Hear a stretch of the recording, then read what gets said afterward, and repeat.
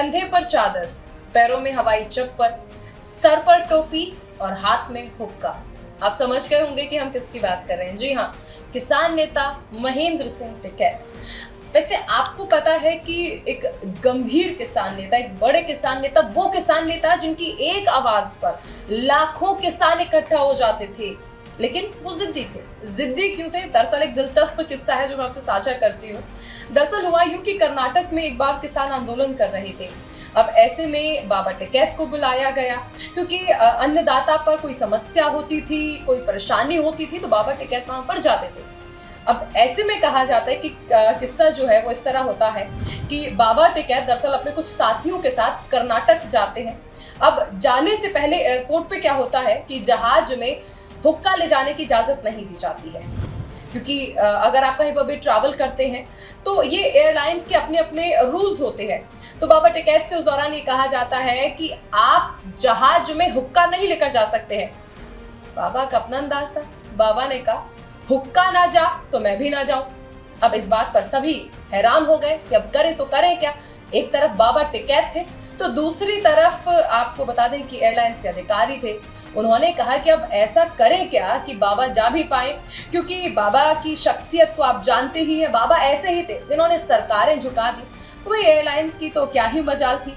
काफी घंटे विचार विमर्श हुआ अधिकारियों का और उसके बाद ये तय किया गया कि ठीक है, अगर बाबा जाना चाहते हैं तो फिर स्पेशल केस मानते हुए बाबा टिकैत को उनका हुक्का ले जाने की इजाजत दी गई थी। एक किस्सा काफी दिलचस्प माना जाता है कि वो आवाज थी, वो बात थी कि सरकारें भी उनके आगे झुक जाती थी। बोट क्लब का आपको वो किस्सा याद होगा, जिस दौरान कहा जाता है कि 1988 का एक किस्सा है कि बोट क्लब में पूर्व प्रधानमंत्री इंदिरा गांधी की पुण्यतिथि की तैयारियां चल रही थी। इधर किसान अपनी आवाजों को लेकर, अपनी मांगों को लेकर कहा जाता है कि 35 मांगे थी, जिस दौरान राजीव गांधी सरकार से अपनी मांगों को मनवाना चाहते थे किसान। ऐसे में बाबा टिकैत अपने किसानों के साथ दिल्ली कूच करते हैं और बोट क्लब में, जहां पूर्व प्रधानमंत्री इंदिरा गांधी की पुण्यतिथि की तैयारियां चल रही थी, जिस मंच पर किसान वहीं जाकर बैठ जाते हैं। बाबा टिकैत ने कहा कि जब हमारी मांगों को नहीं सुना गया तो हम यहीं पर आ गए। अभी सिलसिला चलता रहा, धरना खत्म नहीं हुआ। मजबूरी ये हो गई कि बाबा टिकैत की जो मांगे थी किसानों को लेकर, उसके आगे राजीव गांधी सरकार को झुकना पड़ा।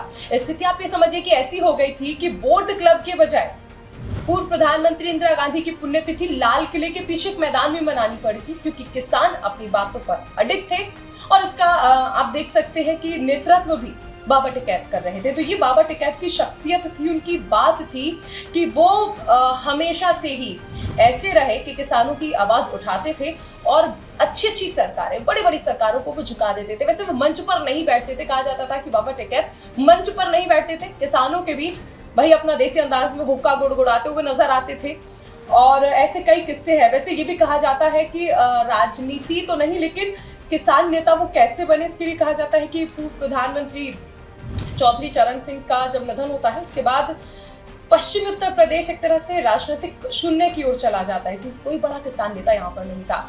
ऐसे में जो तत्कालीन सरकार होती है, कहा जाता है कि बिजली के दाम बढ़ा दिए जाते हैं, किसान प्रदर्शन करते हैं और प्रदर्शन के दौरान 2 किसानों की मौत हो जाती है। अब इस बात से बाबा टिकैत काफी आहत हो जाते हैं और वो इस कदर आहत हो जाते हैं कि वो आगे आते हैं और तब से किसान उनकी बातों को मानते हैं और ऐसे धीरे धीरे वो किसान नेता बन जाते हैं। ऐसे कई सारे किस्से थे बाबा टिकैत की जिंदगी से जुड़े हुए और उनसे ही कुछ किस्से जो है वो हमने साझा किया आपसे।